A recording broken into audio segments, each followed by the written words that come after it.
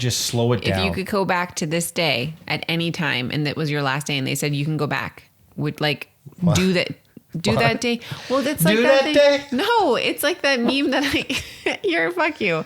I'm talking about how you screwed it up. We're done. No, I have to explain it. This is exactly when we're leaving. No, this we is are not. Perfect. You're listening to the Laughing Couple podcast with your hosts, Brittany and Ryan Ostafy.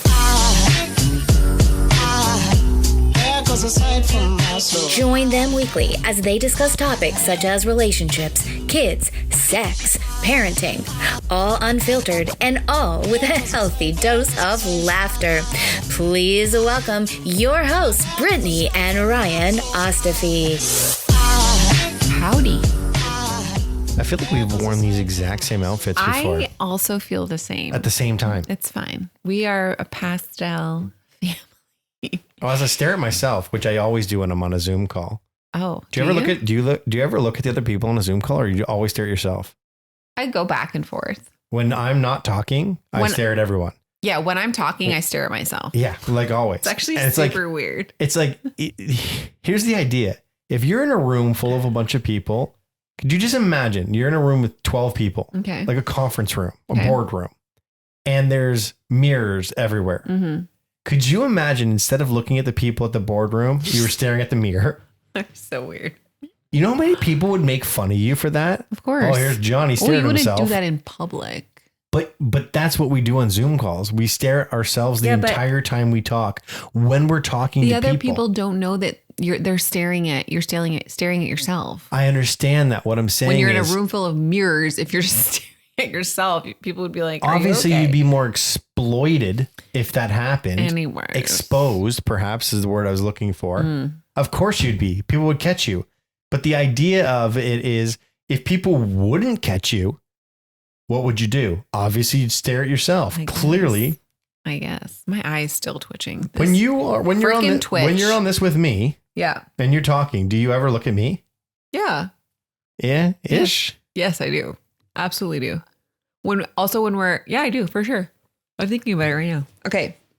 I'm thinking about staring at you, choosing to stare at myself. So this past weekend, I went to Toronto with my best friend, and we went to the Wine Fest, which is basically like you buy a ticket and then they give you a glass and you refill your glass a bunch of times inside the Wine Fest with like different wines. Anyways, super fun night. We stayed there and then we went out after to a speakeasy called, I think it's the Oyster Bar. Anyways, we've been there before. Super, super cool. So also, I've told you like the first time we went there, how we weren't let in. Like I told you that story, right? Oh, okay.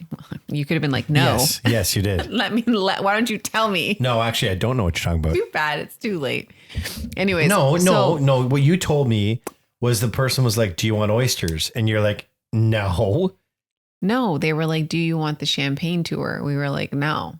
Oh, yeah. Well, I got that one wrong. But I got the story right. You didn't realize that they were asking if you wanted into the speakeasy. The poor girl asked us honestly 4 times. And then she would go in the back and we would hear music coming from the back because the first part of the speakeasy is also a cocktail bar with oysters. So we were like, how is this a speakeasy? But then we heard from the back and she was like, we're like, what's back there? She was like, well, like, did you want the champagne tour? We were like, no, we just want to know what's back there. And she's like, okay. And like literally would not let us back there. We finally figured it out. Okay. So 7 times later, so we're sitting down and we reserved a table because we're at an age right now where we're like, I don't want to stand this whole time. So we reserved a table and we're sitting down and DK is like, I watched this.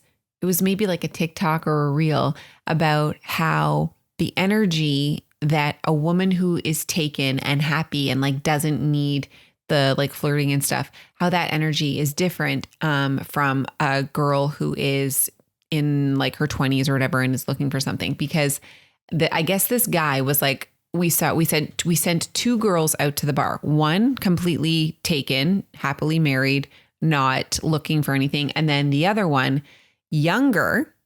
They're both like equally beautiful.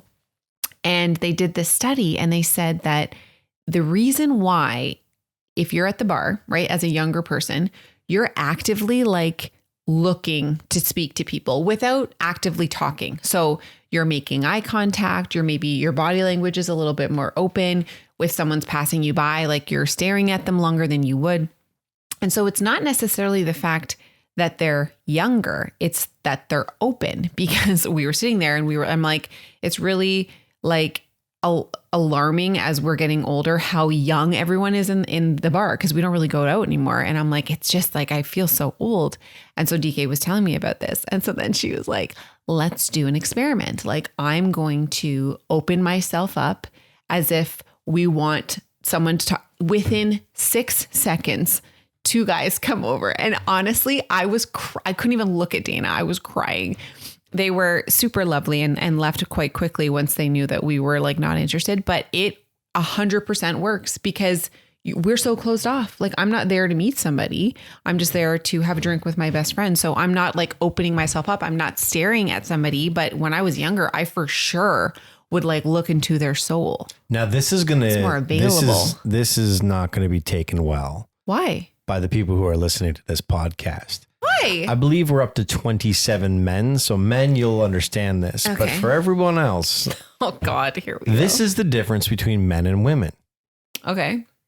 When a woman is closed off because she's in a happy, committed relationship and has a ring on her at a bar, we leave her the fuck alone. Yeah. When a man's at a bar with a ring, that's when they're the most attractive ever. You know, I wouldn't say that's like a blanket term for a lot of women. As a man who's married, but I can tell you, I've been hit on way more as a married man than I ever was as a non-married man. But I think that has to do with maybe your energy. Maybe you were just like a doofus when you were younger. What I'm getting at is when men are standoffish and don't look and don't make eye contact and don't open themselves up and don't put themselves out there, women are like, why doesn't he want me? Why doesn't he want me? Yeah, it's pretty fucked up, actually. When women are standoffish, closed offish, she's a bitch. She's like, stay the fuck away from her. Yeah. For 2 reasons. Number 1, probably not going to take her home. Don't want anything to do with that. Well, and then 2, she's probably taken. Well, also, if you're going to the bar as a male, if a woman's taken, like she's taken. If you're going to the bar as a male, you're probably going to hook up with somebody. What? And yeah, like that's your intention, I would say. If you're going out with boys and you aren't in a relationship, so why? No, my intention was to have a good night. And if it ended with that, then it ended with that. Okay. Either way, that is an option out there. I love how you were so offended that I said that. And then after was like, I mean, like if it came down to it and it happened, great. But I'm saying when you were, when you were younger and you went to the bar with your friends, like how many of your friends were like, yeah, like I'm probably going to hook up with someone tonight. Like that was definitely on their mind. It's never not on our minds. So you're full of shit then. But it's never on our minds. That's ridiculous. I'll tell you right now. You don't go to the bar with your boys. If I were to close my eyes, close my eyes and imagine the best 5 nights of my life, pre-marriage, pre-kids with the boys, all 5 of those nights ended with me with the boys. That's fair. And I'm not saying that these nights that you hook up with a girl are the best nights of your life. I'm saying they're not. That men, when you were younger, boys, when you go to the bar, you're dressing up, you're pre-drinking, you want to go and you want to like talk to girls. That's literally why you went. You're not going to the bar to be with your boys. You would stay home and like fuck around pre-drink for the boys. We would arrive at the discotheque for the ladies. And then we'd come home with the boys most often. With the intention of hitting on a bunch of girls and being like, well, if it happens, it happens. Well, like you're trying to say to me that was not a thing. Okay, fine, not you, but definitely your friends. No, what I was trying to say, my whole point here had nothing to do with what you're talking about. You went on a tangent completely off of what I was saying. I think you're lying. What I'm saying is irregardless of what a male goes to a bar with, when he approaches a woman who's closed off, they stay away from them. And what I was saying women are not that way. When I was saying that because I related it back to when you're going to a bar, if your intention is to hook up with a woman, you don't want to waste your time on somebody who doesn't want that. So if that's the intent, you're not going to like put all of your eggs in Betty bitch over here because you know that she's not going to put out. If you're a man and you're at a bar and you're single and you want to get laid, walk by the girls. Just walk by them with a buddy, sit at a table, pay no mind, but laugh. If you're having a good time with your buddy and you don't give two shits about the hot girls you just walked by within a very short period of time, probably round 2 of your over-the-top laughter. Oh my, Jordan. They're coming. You're so funny. What a knee slapper. One of my favorite nights in the history of my entire life. I think it was my 26th. My dad and I went out to the bar together. Mm-hmm. And neither he nor I, obviously he's married to my mom. Hi, Mom. Neither he nor I cared. Yeah. Like at all. I think I was actually with you-ish that time. Neither of us cared. And it was like, would you leave us alone? Mm-hmm. Like, we're here to have a good time. We're not here for you, ladies. I definitely do agree with you. There is a really stupid double standard that does exist when a male is at the bar who is married. It's like, some women, and I'm not saying every woman, some women have this weird, like, just me. I wonder, what? I'm not saying some woman, but I am speaking for myself. No. Like, this is not me. This is not how I think. But I actually know some women who think this way and have, like, expressed the attractiveness here. And I don't know what it is, but it's like, well, I want to see if he would, like, just if I could take him. Do you know what I mean? It's like a really fucked up, and I think it comes from insecurities. Like, this person's married, but it's like, can I still snag him? Like, that's just, I personally know women who do this or at least think it, which I just think is so bizarre because it's so unattractive to me. Like, I do not want to be with a guy who would be like, yeah, I am married, but for you, I'd be like, ew, get out of here. I think, well, I don't disagree with you, just to be clear. I think that's one reason for it. I think women enjoy a challenge. But what I think there's... Trying to get a married man is not a challenge. It is if he's a good man. No, I'm saying, like, that's not how you should be looking at it as a challenge. This is somebody's life. I understand. There's another one, maybe he has kids. Like, you have no idea. It's not a challenge. I understand. Well, the way you just described it was very challenging. Anyways, I think there's another reason for it. And I'm not suggesting that it's one or the other. I'm saying for some women, I believe it's this. There's this nature nurture. There's this protectiveness. And now I realize we live in a world right now that's completely not the way that it used to be. But there's this old fashioned way of a man takes care of a woman, right? That like protective sheltery thing. When a woman knows that a man has already been vetted by another woman and deemed worthy enough of looking after her and her children, they know he's capable of X. I literally don't think that comes into play whatsoever. I bet you it does. If a woman is trying to hook up with a married man, I don't think they're like, you know what? He's probably a good one. He has a family at home. He's got his own wife. He could probably take care of me. And then he's going to cheat on your ass too, Rebecca. You think that the answer is like 0%? 0%. You think it's 0%? I think that is not even going through someone's mind. I think that it is very much like maybe even... If you told me that it was below 20%, I'd say you're probably right. But honestly, I would say it's below 5%. Oh, I bet you it's more than that. Ooh, I'm very interested to hear this. But I think it's one of those Between things too. 5 and 20%. You have to look, no, less than 5. No, that's what I'm saying. Between 5 and 20. This scenario also involves like, it's not like you meet some guy, you don't know he's married, and you have a connection and you're like, wow, I really like this guy. And then you find out he's married. I'm talking like you see the guy. Ring. He's got the ring. You see the ring. He's clearly married. Then you go for it. What are your reasons? I think he can provide me shelter because he's already done that before. It may be subconscious. I don't It may be subconscious. I think this is one of the dumbest things you've ever I bet you there's studies that are on this, Brittany. How's that the dumbest thing? I don't know. You know how many dumb things I've said? That's the dumbest. I just find I guarantee you that's not even the top 50 of the dumbest things I've ever said. Maybe that was aggressive. And I bet you any money that there's studies that will prove me right. I just don't. I don't. I can't wait till this podcast is over. I'm going to look it up. You are valid in that thinking. As a woman, I just cannot relate to that. Because you're not one of the top 20. I wouldn't want to take somebody. You're not part of the 20%. Okay. You're part of the vast majority. Let's move on to something else. Can we talk about the Hornet attack of 23? I'm like, this isn't like the dog situation a couple weeks ago. It's a little bit like the dog. It's not like the dog because the dog didn't bite me. A little bit like the dog. So Cooper's afraid of hornets and yellow jackets. So. Yeah, well, they're kind of scary. And you know what? Let me just say this. I was talking to Riley tonight, and I was just like, because I don't want to tell the story. My foot hurts. I got hit by a hornet. You got hit by a hornet? Yeah, I got hit by a hornet. Anyways, I was talking to Riley, and I'm like, you know what's amazing to me? Like, think about the size of a hornet versus the size of me. And he was like, I could probably take him. I'm like the size of not like the Empire State Building, but I'm the size of a half decent building in Toronto. In comparison to a hornet? I said Empire State Building, that's New York, but I understand I'm not geographically. Anyways, a hornet looking up from the ground up to me. He's a substantial building size. I'm a huge building to him. You're saying like the balls that the hornet has. Could you imagine I'm like upset and I just walk up to a building and punch it? Like what in the world would make me think that me hitting that big thing would hurt that big thing? Well, let me tell you. So it does.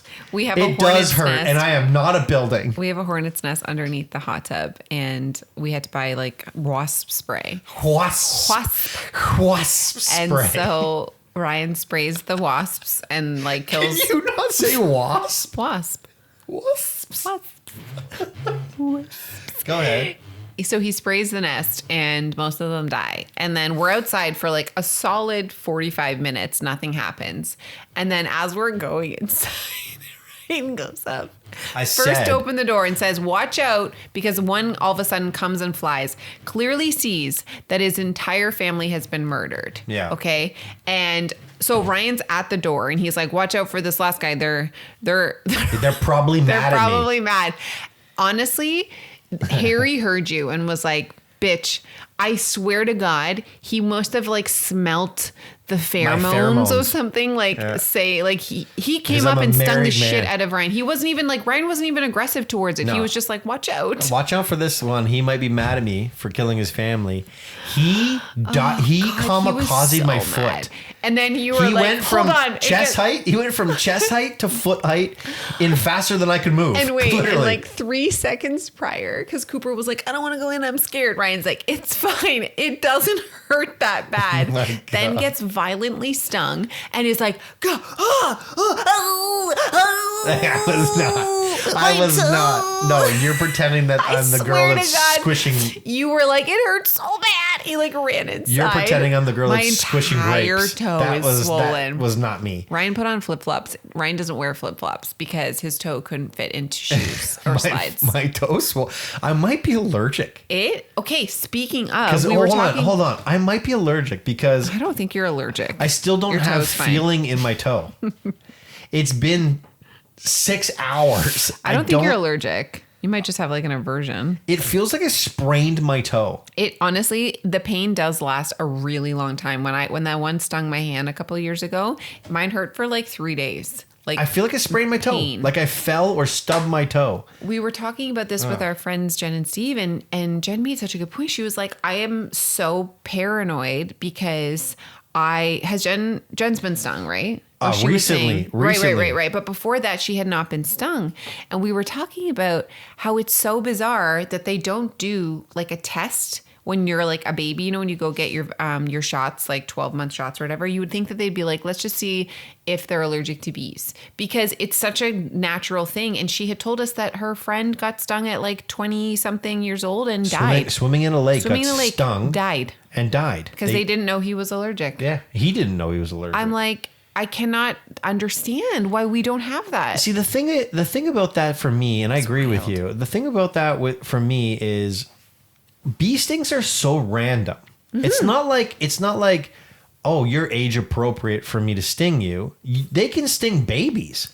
I know. And probably sting more babies than us because the babies don't know not to swat them. But that's what I'm saying. Like, why don't they have a test that's like, just in case this baby... They do. I think it's called an allergy test. No, but I'm saying it should be a mandatory test. Oh, yeah. Like, yeah. You should go get a shot, and at your 12-month shots, You're going to also be tested to see if you're allergic to bees. You think about the amount of things we stick in our kids to prevent diseases that haven't been around in forever. Why would they not be a bee shot? I don't know. It's wild. Absolutely wild. Okay. What a terrible thing to be allergic to. I know. It would just be like constant Not as fear. bad as eggs. Ryan's also allergic to eggs. Did you tell this on the last podcast? I have not, and I am fascinated by this. Do you want to talk about it? We can talk about it briefly though. Okay, so Ryan basically has been shitting himself for years. He will literally. How often do you think that you poo? Like a day prior to this?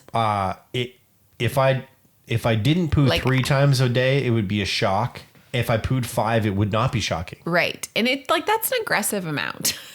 Yeah, between 3 and 6, I'd say is a lot. And you constantly just had like gut rot and your toots. Let me tell you, like toots stink. Yours were like rancid. They were not good. Like in the air, I had a problem. And every night, and I'm talking, we're talking years, years and years and years and years. I will wear a pair of pants in the morning and I can't fit into them at night. Like the bloating. I get so bloated. Yeah. So turns out. He did this. He went to a naturopath and they did, let's try some allergy testing for foods where they take your blood and it's like a very specific test. Food sensitivity test. Yeah. And turns out he is violently allergic to eggs and dairy. Yeah. And when I tell you Ryan eats 2 eggs minimum a day. 4 eggs a day. Every morning is 4 eggs a day. Oh, but now you said that you lost 10 pounds in the last 2 weeks. Not eating eggs. Not eating eggs, not working out, doing nothing else. Being lazy as all get up. And here's the thing why you were like, I should not be feeling this way. Like Ryan doesn't eat terribly. He doesn't drink often. Like he's not a big drinker. He'll have like an occasional drink, but even then he's like, man, like I'm good. You guys can tell when I've had an occasional drink because I'm a little like... high school girlish. Yeah, but he really doesn't drink. And so I work out. You work out. I eat healthy. Yeah, pretty healthy. I don't drink. It's like, why am I feeling like this? I do daily fasting. It was so bizarre, but it turns out, and so I just did our grocery bill and spent a disgusting amount of money because now I'm having to buy dairy-free options and non-egg eggs and diet cheese and I'm pretty much down to steak and chicken. Yeah. Like every meal is steak dairy and chicken. Is in everything. Which, by the way, not a bad way to go. But also I think that it's going to be a learning curve for you because there's a lot more options out there. You just you're going to actually have to put in the work and food prep, which you say all the time. Here's what bothered me and here's what bothers me about learning what I learned. Okay. So I wasn't feeling good for a long time.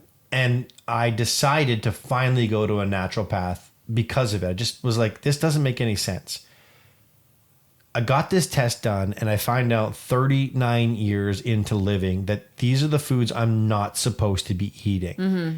What bothers me is why did I not know that before? And the answer is very simple. The test was not inexpensive. Oh my God. It was so expensive. The naturopath is not inexpensive. The test is not inexpensive. But when you go so long not feeling good when you know you're you like, should I'm be, just willing to do I'm like, anything. just test me on everything. I want to know what's not functioning properly. Mm-hmm. It was destroying my liver. It was attacking my kidneys. And here I am 39 years of age with a liver that's not functioning the way that a 39-year-old who doesn't drink, liver is supposed to be functioning. Mm-hmm. And had I not spent the money, because it's not covered, had I not spent the money, I would have lived my entire life this way, and I'd be willing to bet my life would have been a heck of a lot shorter. Yeah. Why are these tests not free? I don't know. But also, like everyone knows, it costs so much money to eat healthy. You said something the other day that I thought was so brilliant about the Canadian healthcare system. Oh yeah. Do we really want to get into that? No, because it was brilliant. You said, yes, we have free healthcare, but there's very little care. No, that's not what I said. I said we have free healthcare, but how much care is actually in the healthcare? Well, I didn't say there's a little hair. No, because you're saying that I said there's like very little. Let me first, I need to preface this by saying we are beyond grateful for the front line. Like my best friend is a nurse, so I don't want people to get this twisted. Like I could never do what they do. They deserve friggin' every raise in the book. They're underpaid, overworked, exhausted. What we were saying is that in Canada, when you go to your general practitioner, like it's just overwhelming. You like the amount of things that we have to do to advocate for ourselves is kind of like just disappointing. Like if you are really scared about something, I have a friend who's going through something very terrifying. She had to rip down walls to get answers. And a lot of people in Canada go to the States. They'll pay the money and they're seen in like weeks, where other people are waiting over a year to get the simplest tests. And like, as I'm saying, free healthcare, yes, amazing.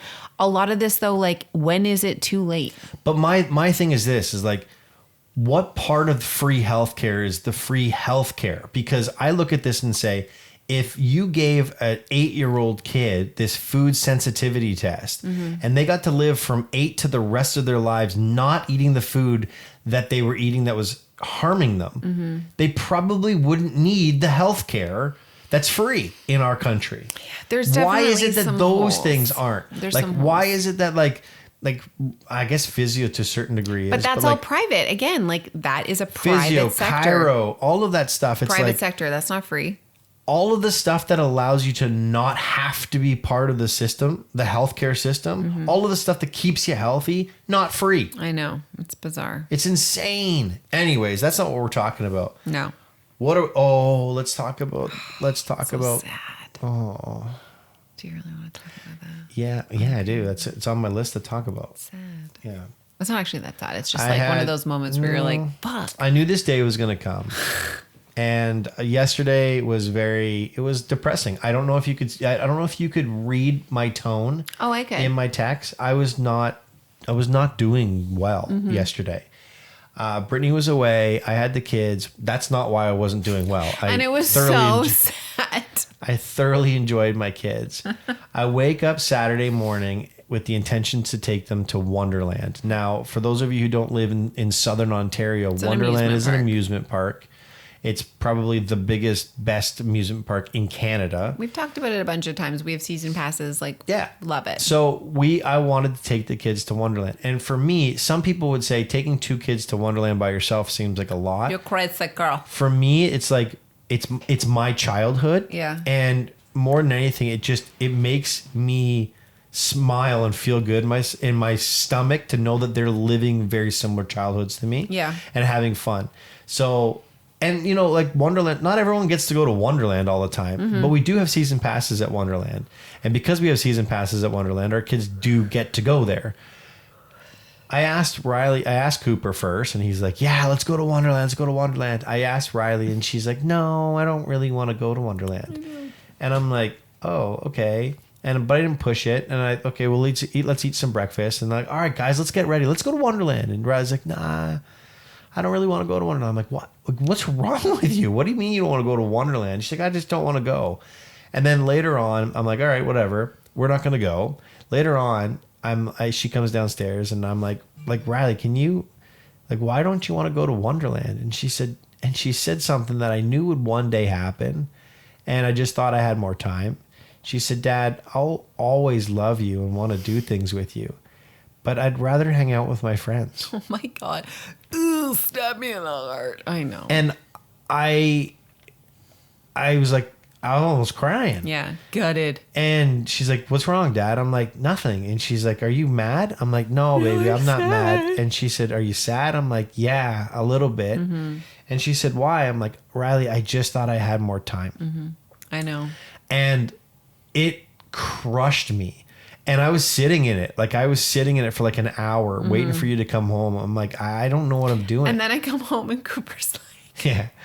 So can I just go to Wonderland with Mom? Or also hurt. But you were like, the fuck? No, but I wrote you and I said, like, I now know. Well, and you know what? I'm 39. So 39, if call it 40. If I live to 80, I'm like halfway through my life, right?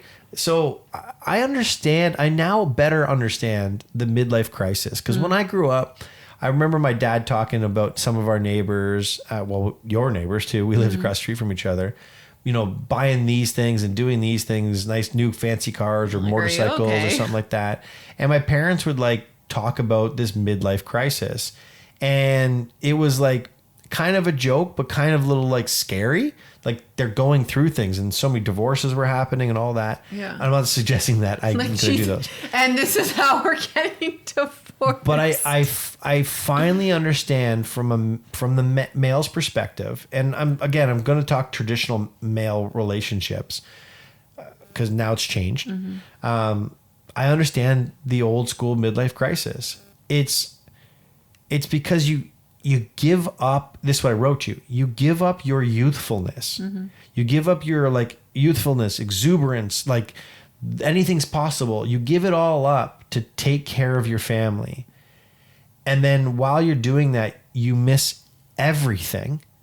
And then by the time you are established enough to come back, financially afford it or just have like more means to spend time with them, they're like, you have no one. Yeah. Like you didn't lose your friends, but you stopped hanging out with your friends. So you don't have the same buddy circle, but you just poured it in your family, poured it into your family. You missed all the magical moments because you were working. Mm-hmm. And then finally you're like, I'm here and there's nobody there for you anymore. I think that this really resonates with me because I would hear all the time, like 40 is actually the new 20. And I never really understood what that meant. And now as you're saying this, I'm like, it makes total sense because when you're in your 40s, you typically have, and it's like maybe your career, you know what you're doing, like you're on an established path, or maybe you're just like, right. It's not typical to start something new in your 40s. And obviously this is a blanket term. If you're like, well, I can, absolutely you can. But Colonel Sanders started KFC in his 70s. Typically, you kind of already know what you want to do in your 40s. And so you now maybe have a little bit more financial freedom. Your children are a little bit older, so you're not needed in the same way that you were when they were young. And so now it's like your 20s, but with money and like more freedom. And so I get the 40 is the new 20, but I didn't understand that. Like when I was 20, I was like fuck it is. It's funny because that term to me means something entirely different. Oh, what does it mean to you? So is it like a family is sheltered and it's like super attractive? How about I just answer and you'll find out. I was making funny. Like, no, 40 is the new 20 because the world has shifted. When our parents got married and had kids, they were in their early 20s. Yeah. Now people who are getting married are in their early 30s. So 40 is the new 20 is just saying like what was expected for you to have established in your 20s when you were our parents' age is now accepted for you to have those same things in your 40s. You look at the cost of living, you look at the price of houses. There's multiple reasons why people don't get married at 22 anymore. You find someone who gets married at 22 years of age. You're like, wow, you guys, are you sure that like you got a lot of time to figure this out? Whereas our parents, if you weren't married by 24, like why aren't you married? But I think that's almost too far. Like if that's what you're thinking, I would think that like 30 was their 20. Anyways, like all I'm saying is that's what I thought the term meant. I still think that's what the term meant. Okay. Anyways, this goes. So the midlife crisis for me moves into this midlife. moves into this like, what was it called? The simple life. Mm-hmm. Did we talk about the simple life on the previous podcast? So I ran into an old friend of mine. Actually, his name is Philippe. He used to cut my hair. He became a friend of mine because we talked all the time while I was in his chair. But I think that's kind of a bartender thing. Mm-hmm. Well, bartender or barber? Barber thing and bartender thing. He also was fucking wasted at the keg. Yeah. When he cut my hair. Little cut here, little cut there. Looking good, Ryan. He was also milk. Great guy. Always happy. Anyways, I ran into Philippe and we were talking and we were like, hey, what's going on? What's life? I haven't seen him. Obviously, COVID stopped all of that stuff from getting out. I haven't cut my hair since then. Anyways, and he said, oh, yeah, I had a stroke. I'm like, you what? He's like, yeah, I had a stroke. I'm like, okay. He's like, it was a real blessing in disguise. Happened like literally the month before COVID hit our country. Mm-hmm. So I got some of the treatment that I needed to get. And then I was told that I needed to stay at home and rest. And I was never going to be able to stay at home and rest. And then COVID hit and I had to stay at home and rest because so did everybody else. It's like, it's just perfect timing. Anyways, that's not the conversation. The conversation was, we were talking about the hustle and bustle of living in this world and in this country, particularly this part of this country. And he said, yeah, you know what? The stroke taught me. He's like, I'm done. I'm done with this. I'm like, well, okay, well, it's kind of hard to be done with this. What are you doing? He said, I visited Portugal. He said, I flew to Portugal and I spent 6 weeks in Portugal and I'm going to move to Portugal. He says, I'm going to sell all of the things that I have here. I'm going to keep my house. I'm going to rent my house. The amount of money that I'm going to need, that I'm going to take from rental here is going to pay for my whole life over there. Plus all of the amount of money I'm going to have bringing all my stuff over. So here's what he was saying. In Portugal, he's like, they live what's called the simple life, which is, do your job, come home, have a family, take the time that's necessary, enjoy each other's company, go to work and do it all over again, but just simple. Yeah. And he was talking about the fact, he's like, you can go to Portugal. And he said, if you're staying in Portugal, you and your wife, you guys go out, you go to a restaurant, you get a bottle of wine, you sit, you laugh, you have a couple cocktails, appetizers come out, talk, food comes out. And he said, because in Portugal, it's not like it's here. Yeah. They want you there for 2 or 3 hours. Like they're making your meal. So it's not like you're in and out. It's not turn and burn, right? So he's like, so you have a couple of cocktails, you have a couple of appetizers, your food comes out, and you have that. You have a nightcap, like a cappuccino or something along those lines. Your bill comes and it's $30. And you can't tip them. Well, I don't know if that's everywhere, but he said like that the server was like, well, this is another friend, same experience. But he was like, no, I don't want your money. I don't want to live like you. Like, I don't need that. They said I don't want to live like you. He's like, no, just take the tip. Like, he's like, I want to give you a tip. They're like, we don't want your tip. We don't want to be like you. We do not want to be like you. Yeah. He's like, what are you talking about? Wild. We don't want, this is not what our life is about. Our life is about, serving people, having a good time, and then going back with our families. We don't want this hustle and bustle. Keep your tip. Yeah. That's not what we do here. And I thought, you know what? Like, that life is so much, I wouldn't even call it's simpler. They call it the simple life.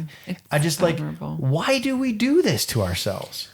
Well, it's kind of hard to get out of it now. Like we say this all the time. Like we think about just packing up and going somewhere else, like living somewhere else.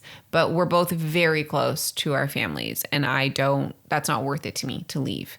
I also just don't know how I would feel about leaving Canada because I have like anxiety about vacationing and stuff. But I think it might be different if it's like you live there. You know what I mean?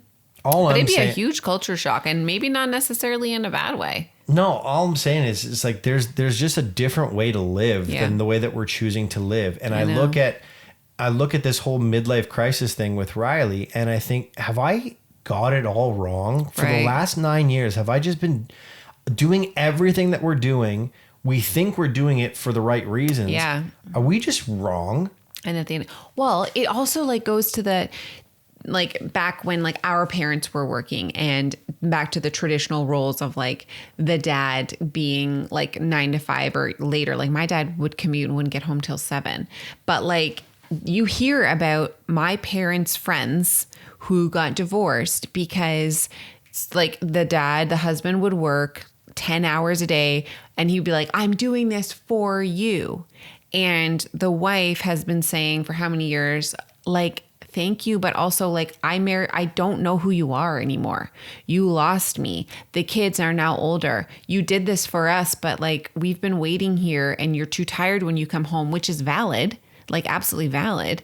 But like you kind of lost your family. And then there's this like really crazy cycle of them. So they get a divorce and now this divorced man has all of this money and now has a second family and has babies. And now the wife is like, the fuck, like this is your family now. Now you're spending so much time on these people. Like, where were we? Like, it's a crazy cycle. Yeah. There's like a stick person figure. Someone drew it and they overlapped Andrew Tate's voice on it. And it tells the whole story of like a man's life and journey and like working, coming home, working. And then like exactly what you just said, coming home to nothing. And that's how I felt. That's literally how I felt when Riley said, like, I'll always love you, but I would rather hang out with my friends. I think that's just also compounding because you are in the thick of it right now in like juggling so many things that I think you've had this like little conversation in your head and out loud a few times being like, what do you think? Should we just sell a bunch of it and just say, fuck it? Like we have this conversation a lot lately because you are definitely having that spinning wheel about, is this all worth it? Because maybe I am having a midlife crisis. Because you are in just such a thick of it. And I think the difference is that you have to make sure that you're not always in the mess. You're not always in like high pressure, like hustle culture. You need to take those moments to be like, okay, like look what we've built. I'm super proud of this. Let's spend some significant time over here. John Edwards said this was the year of family. For you. He said it's the year of change. It's the year of my new family. It's the year of change and grinding for me is what he said. And I will be living. No. And I'm in it for 2 years. You got the year of family and I got the year of grinding. I literally just described maybe I can tell you 2 years from now, I'm going to say, Cooper, you want to go to Wonderland? He's like, no. Maybe he meant like grinding, like dancing. If he thought that I was a grinder, then he can't see into the other world. Either way, I think what we'll leave you with is just, which by the way, I didn't suggest that he didn't. Don't get too caught up in hustle culture. Like make sure that you're making your time. Not worth it. If you got kids under 9 years of age, take a moment. Just slow it down. If you could go back to this day at any time and that was your last day and they said you can go back, would like do that. Do what? That day. Well, it's like that day. No, it's like that meme that fuck you. I'm talking about how you screwed it up. We're done. No, I have to explain it. This is exactly when we're leaving. No, this we are not. Perfect. If you could do the day over, if someone was like, you go back to this day and your kids are this year old, like do the day the way you would if you were in the future. Fuck you. Good night. Do it. Just do the day. Do the day. There goes a sight from my soul.